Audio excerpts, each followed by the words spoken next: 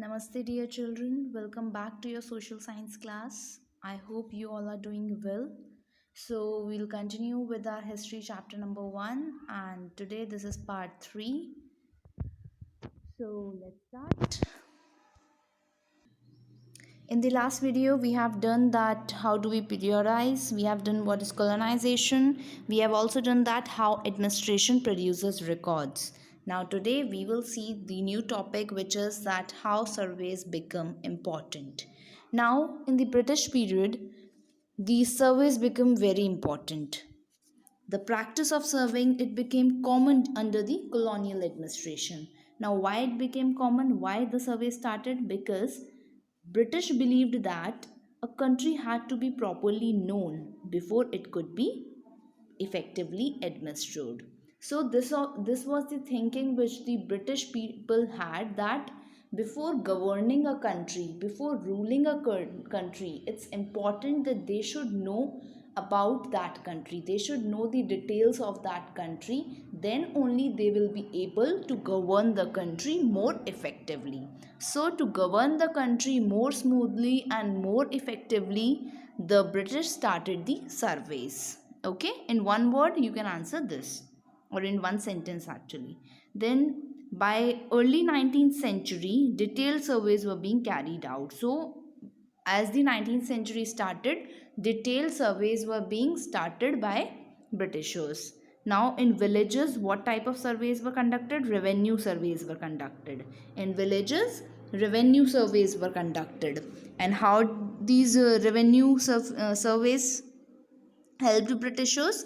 This effort was made so that they can know about the topography of the villages. They can know what kind of soil is available, what type of soil is there in those villages, what type of flora and fauna is available in different parts of India. And by knowing all this, they can set up that which part of India should be having what rate of revenue. So how much revenue has to be taken from which place, it will be decided by what type of soil is available there, what type of flora and fauna are there, what is the cropping pattern. The areas which will have good crop produce, they will be giving, they will have to give more revenue, and the areas which do not have much harvest produce, so they will be given they will give less revenue to the government. So these in villages, revenue surveys were conducted so that they can fix the amount of revenue which they had to collect from different villages.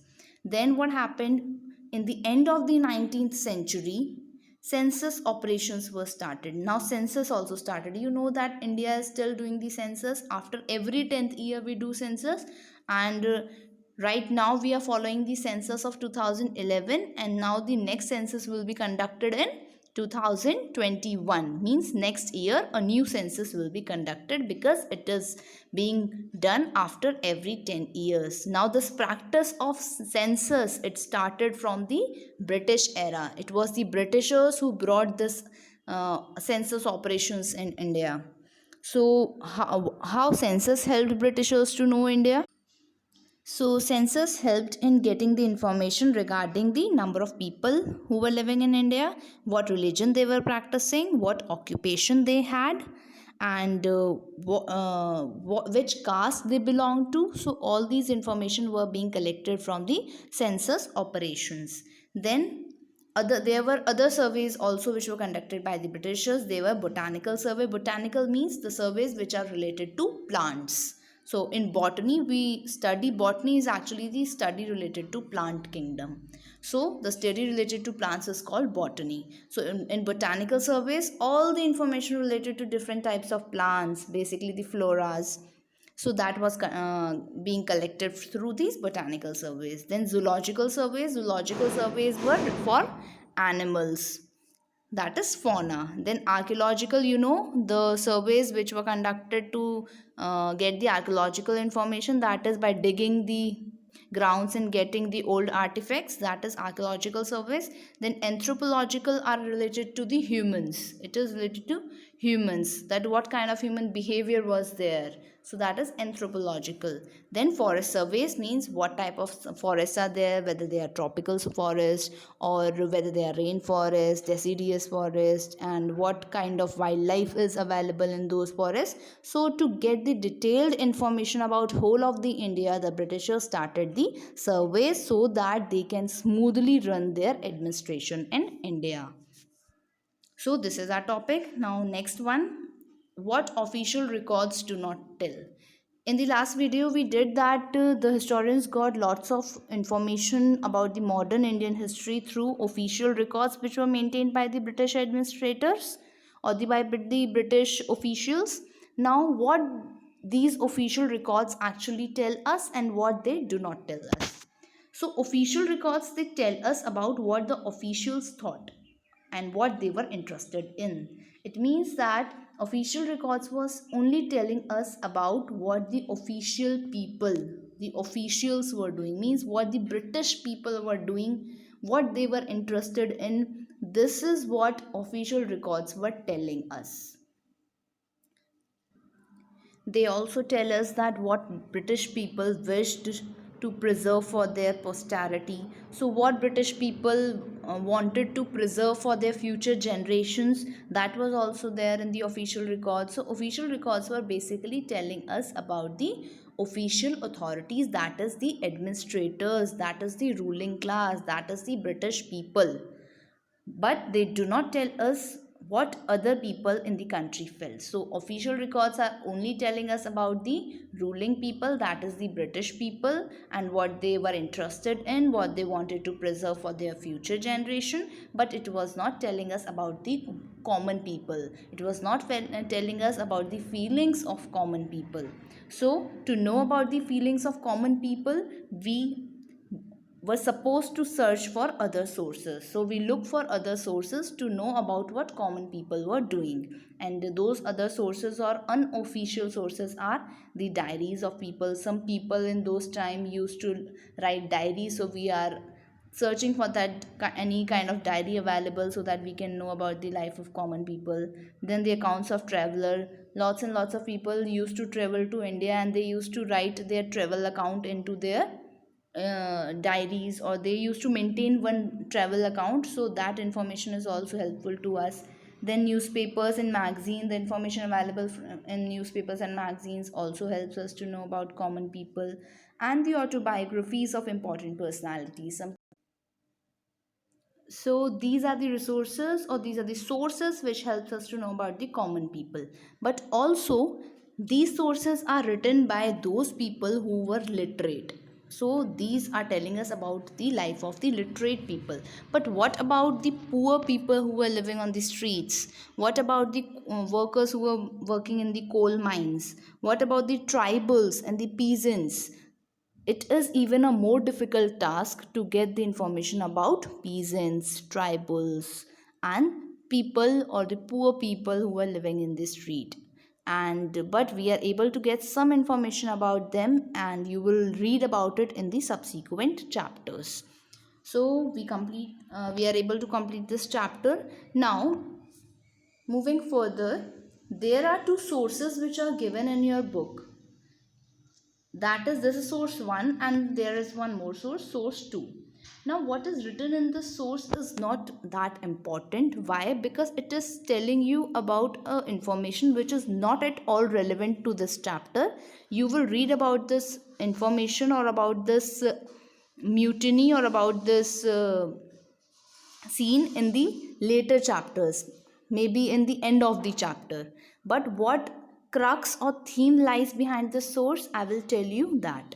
See, this first report, this source 1, this is a report to Home Department, and this is one of the report which is about that in 1946 there was one mutiny. Mutiny is kind of a revolt. So in 1946 one mutiny was there, that is called Royal Indian Navy Mutiny. So the Indian Navy, it started a revolt against the Britishers. So this report is about that. So you can just learn that in 1946 Royal Indian Navy Mutiny took place, and it is telling that what was the situation at that time in 1946 when this mutiny happened, that what was happening in Bombay, what was there in Karachi, what was there in Visakhapatnam. Like in Bombay, arrangements were made for army to take over the ships and establishment. So this is given that what government was doing when this revolt happened. Now the important thing in this source is that who has published this source. This is being given by the Director of Intelligence Headquarters, India Command, Government of India. So important thing is that this source is being published by Government of India. It means this is the official record. This is the authentic record because it is given by the official authority, that is the government. Okay. If we move to source number 2, not fit for human consumption. This is also one of the report which is regarding the police strike which happened in 1946. Now it is also not important that what is written in it, but the theme is that who published this. This was published by Hindustan Times. So this is published by a newspaper. Source 1 report was published by official authority, that is the government. Source 2 information is given by Hindustan Times, that is the newspaper. Now what you have to understand is that there is a difference in the nature of reporting, source 1 versus source 2. See, the information which is given in source 1 and source 2, you will not be able to understand it at this point of time because it is not related to this chapter. It is something which you will read in 1946, means when India will be very close to its independence, you will read about it in the last chapter. So if I have to explain these things to you right now, you will not be able to understand. So you understand the theme behind these resources, which is actually the main point which you have to understand in this chapter. So there is a difference in the nature of reporting, means source 1 versus source 2. The information in source 1 is given by official authority, that is government, I told you.